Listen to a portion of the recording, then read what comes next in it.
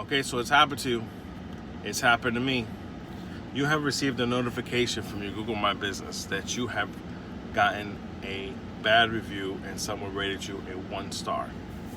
In this video, I want to go over some tips and things that you should do beforehand, how you should handle this situation, and what you should do after the fact of replying to the review.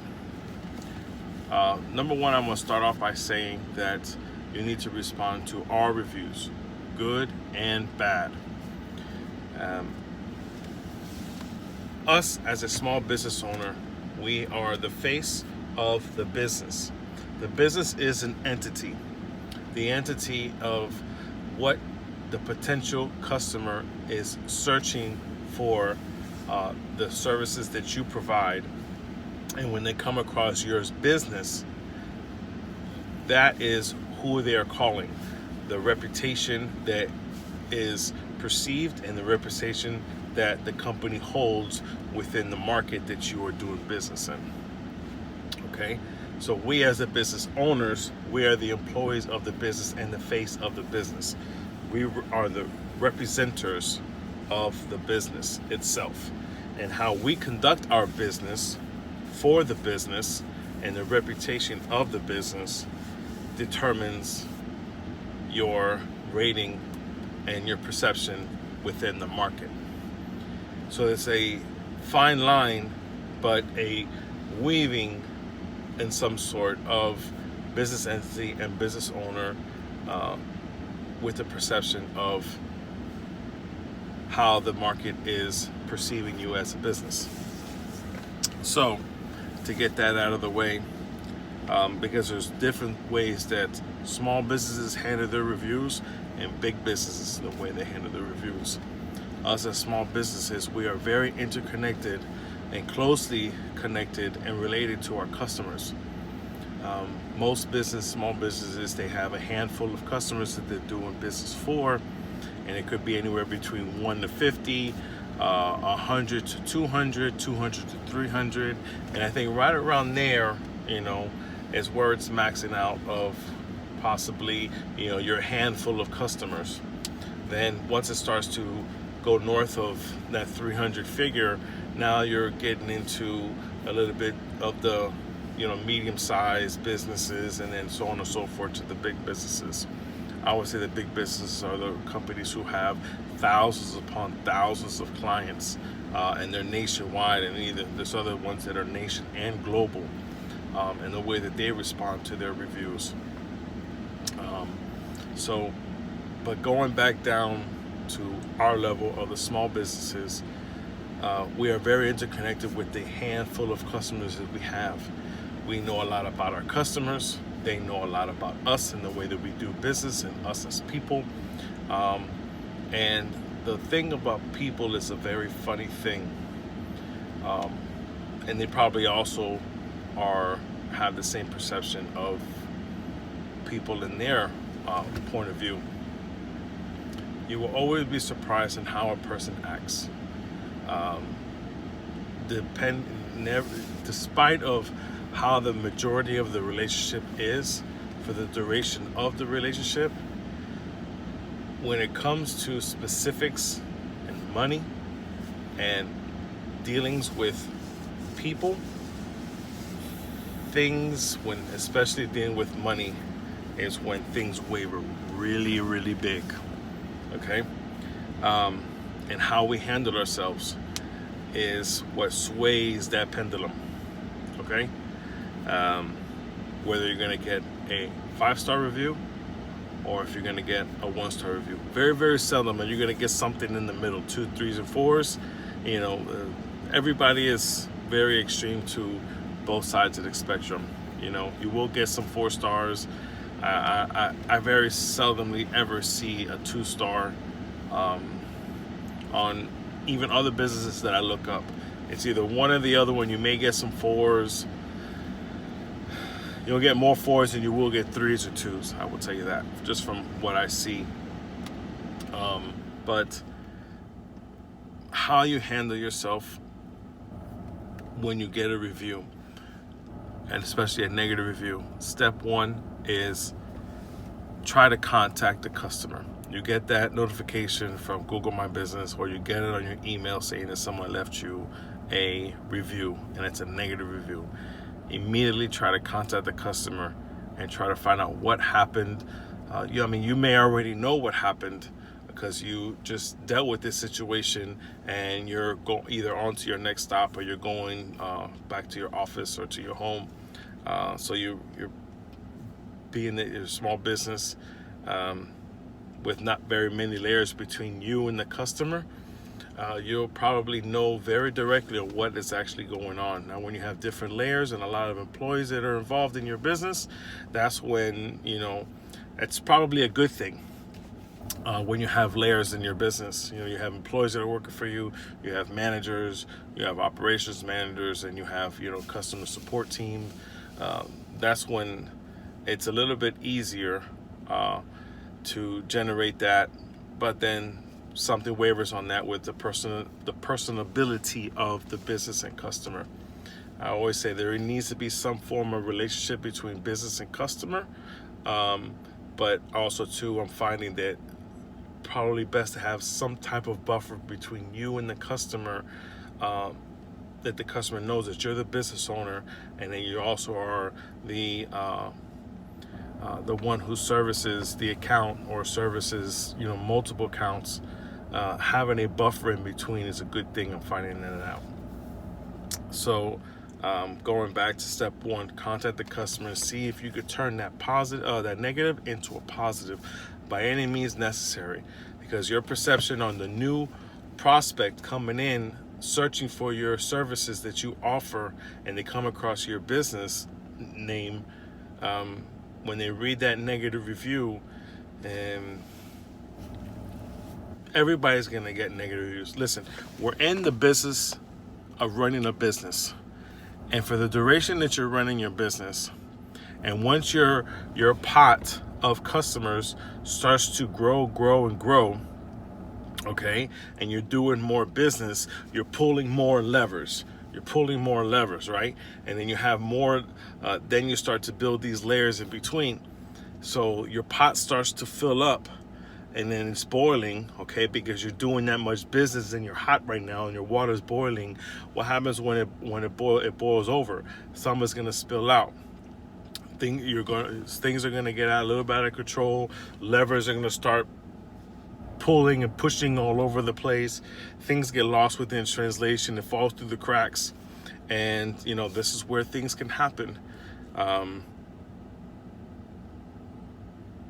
So contacting the customer and finding out what went wrong and how, and offering a solution to the problem, and hopefully being sincere and understandable to the situation, and hopefully you're able to turn that positive into a negative. That negative into a positive. But sometimes you can't, because sometimes some things are said between customer and person, whether it's the customer said it to the business owner or to the business, or vice versa, business to the customer, which should never happen. You should always keep your professionalism and your business hat on, and don't let those things slip out. Negative words and verbal connotations, negative verbal connotations to the customer out, but when that line gets crossed between customer contacting, telling you verbal abuse, that's where the line is crossed. And that's what happened with me over the weekend. I received a 1-star review. And it was an issue that happened, and I'm not going to get too far into the details of it. And that's what prompted this video, is because I am, I got lots of great 5-star reviews on my business, Google My Business page. And it was a little hard for me to deal with, because I'm so in tune with the perception and wanting to always do a good job and building value. And like I said, when these levers are pulling and these things are, and water's over boiling, things can get lost within in translation, and a lot of times it's misunderstanding. It's a lack of communication and understanding within that communication between you and said client. And I think in this instance, this is what happened, and things should not have transpired from the customer to us. We feel, and I'm pretty sure that they feel a certain way as well.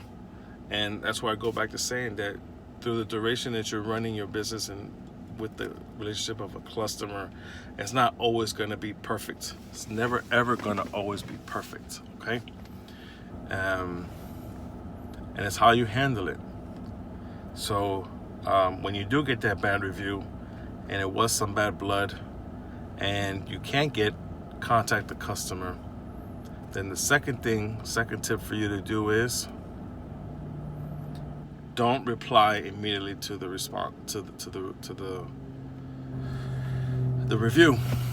Do not reply immediately to the review, because you're going to be upset.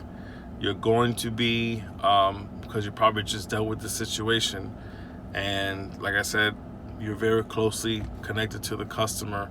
You probably know exactly what happened because you're the one that deals with all the issues, and you're going to be upset at that time, especially when you're driving away either to the next stop or you're driving back to your office or to your home to be with your family, and then you get that notification, bing, you received a review, and then it's either on your Google notification or in an email, and you see that they left you a 1-star review, and then you read it, and then the whole entire time of you going, either finishing your day, you're still a little hot and upset, and then this notification just resparks.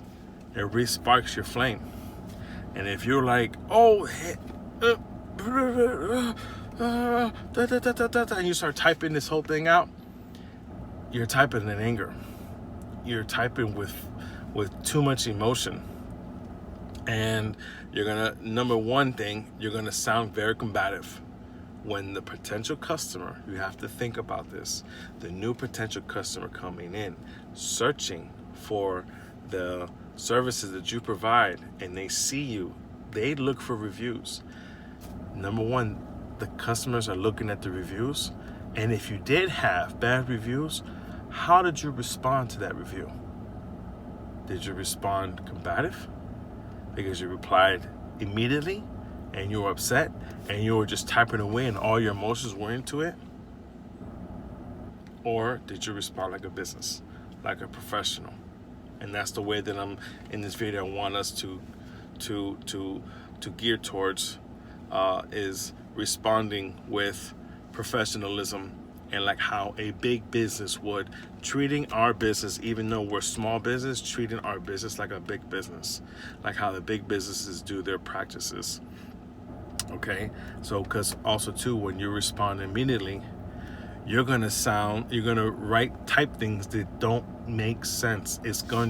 Things are going to be not in the right order as they happened. The timing of whatever the situation is going to be all off, because that's what happened with the customer who left us a bad review.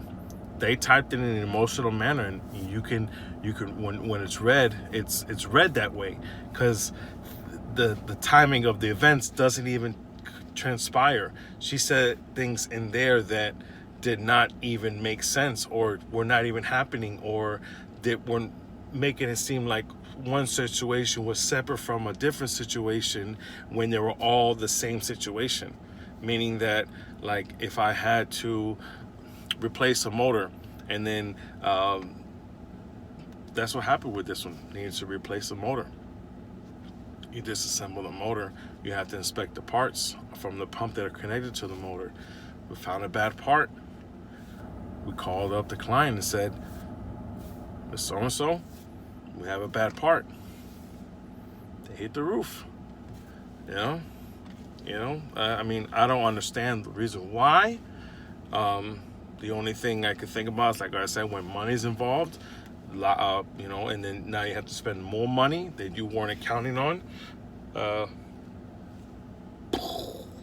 Happens, and that's when she wrote it very emotional, and that's why you do not do that. You're a professional. Compose yourself as a professional. So going back, step 2, do not do it immediately. Step 3, you need to respond like a big business. Like I already said, respond like a big business. How would the big business do? How would you respond like a big business? Well, you want to get some examples, go to a big business and read some of the reviews. Go to like a bank, like a Chase or Wells Fargo, any of these other banks, and read some. I'm pretty sure they have negative reviews there. They have 1-star reviews. They've had customers that were upset with them. And then read how the business responds, if there was a response. Okay? They're going to respond like, we feel very sorry for the way you feel. How can we fix it? This, that, and the other. So if there's a way, again, to save and change it from a negative to a positive, it's responding that way. I'm not sure if when you reply, if the person that left the review, if they get a notification that you replied. I'm not sure if that's even a possibility that they get that notification that you replied to it. But we get the notification that we get the review on our page. So some things that you can do to when you're actually replying is sound professional. If you know for a fact that you can, depending on the situation, and you don't know how to reply, right when you hit the reply and you're in that box of the Google My Business, on the top right hand corner, there's these 3 little dots. If you press on that, a little window opens up, and then there's an eye icon, and it says best practices. Click on that. Google's actually going to give you a little 4 bullet points on how best practices. The number 1 best practice they tell you is, don't mind the minor